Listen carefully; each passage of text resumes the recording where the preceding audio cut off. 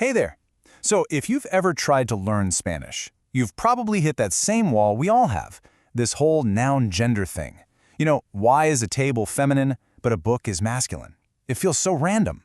Well, today we're going to crack this thing wide open. And I promise, by the end of this, you'll not only get why it exists, but you'll have the single best trick to finally master it. So, here's the game plan. We're going to start with the big, confusing question that's on everyone's mind. Then, we'll take a little trip back to ancient Rome to see where this whole idea even came from. After that, we'll get into the practical stuff, spotting the patterns so you can guess correctly. We'll also uncover the secret reason this system still exists, and we'll wrap up with your new, smartest study trick. Seriously, stick around. This is going to change how you look at Spanish grammar. Okay, first things first. Let's just admit it, right? This whole system can be super frustrating. On the surface, it just seems completely random and, frankly, a little illogical. And this is the classic example that drives everyone nuts.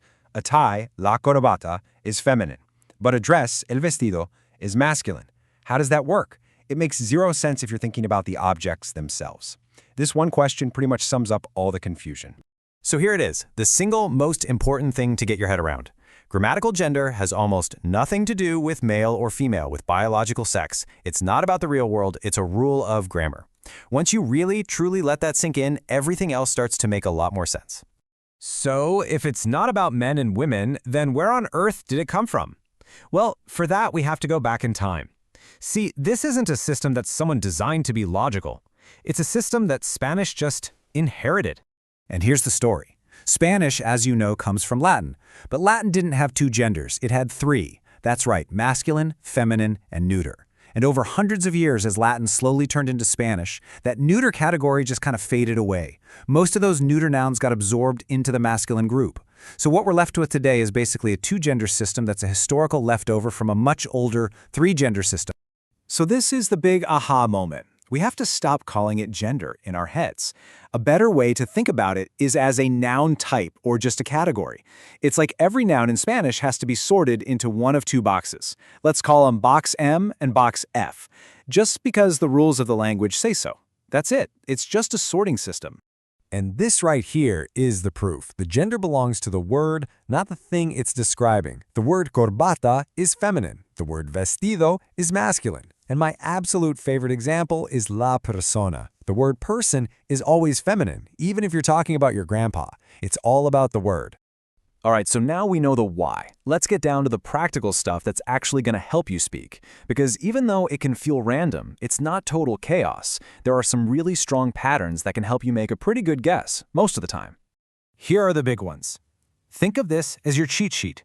Nouns ending in O are almost always masculine, like el libro.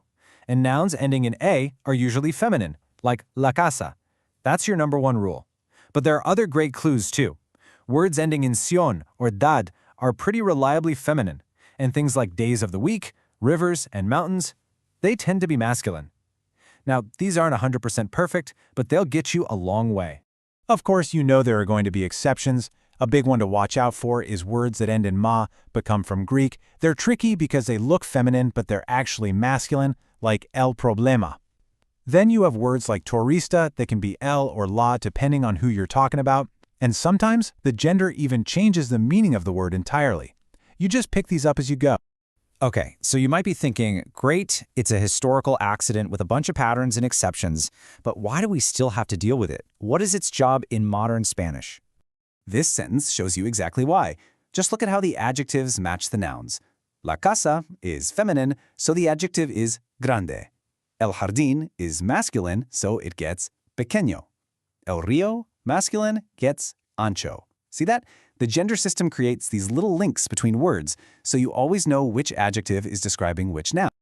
So really, it's like a secret grammatical glue. It holds the sentence together by creating agreement and making everything clearer.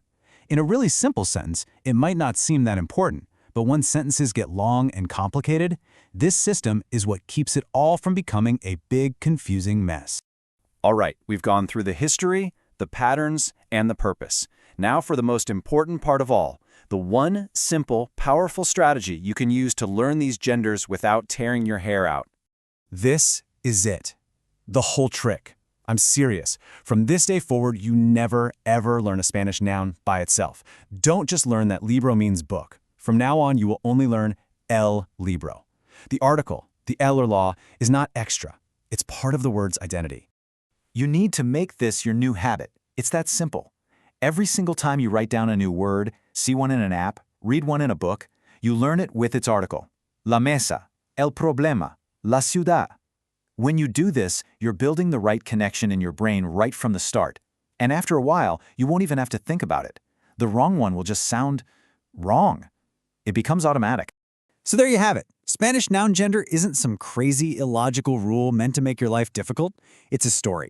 A story about how language changes over thousands of years, all the way from ancient Rome. And it kind of makes you wonder, doesn't it? What other weird language rules that we all struggle with are actually just leftover stories from history? Something to think about. Thanks for tuning in. I hope this helped.